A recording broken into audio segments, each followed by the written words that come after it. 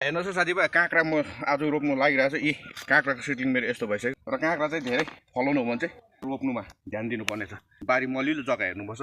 त्यसले गर्दा यी 5 किलो गाईको मल जाने खड्डा यसरी रेडी गर्नुपर्छ। चुनालाई यसरी युज गरिदिनुपर्छ। यो चुना युज गर्नाले के हुन्छ भने माटोबाट भएर आउने रोग लाग्दैन। त्यसले गर्दाखेरि त्यसले जरा खाइदिन्छ। मल अलरेडी रेडी गरेको छु। यसलाई पनि प्रोटेक्सनको लागि चाहिँ यो दिनुपर्छ। यी खरानी युज गरेर यसो गर्नाले चाहिँ के हुन्छ भन्दाखेरि मलबाट भएर आउने रोग लाग्दैन।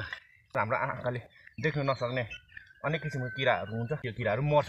अब यसलाई यसरी हालिदिने कमसेकम 5 किलोको मल चाहिँ पर्छ। यसरी यसलाई मजाले माटोले पुरिदिने र अब काँक्रा चाहिँ डाइरेक्ट रोप्नु हामी हुँदैन, ट्रान्ससिप गरेर रोप्नुपर्छ।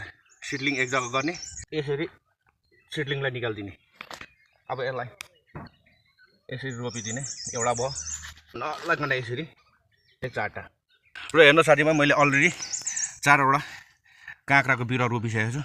अब 2टा बाई मिस्टेक भएर उम्रेन भने 2टाले सपोर्ट गर्छ। त्यसले गर्दा एउटा न एउटा चाहिँ सक्सेस हुन्छ।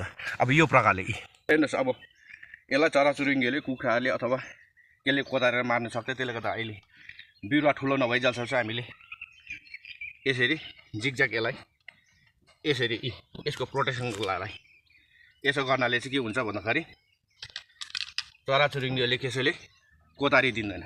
ल हेर्नुहोस् साथीभाइ, मैले फाइनली काँक्रा रोपिसकेको छु। अब यसरी रोपेको काँक्रा चाहिँ एकदम राम्रो हुन्छ, धेरै पनि फल्छ, एकदम सक्सेसफुल हुन्छ। ल नेक्स्ट भिडियो लिएर अवश्य आउनेछु। ल अहिलेको लागि चाहिँ थ्याङ्क यू सो मच।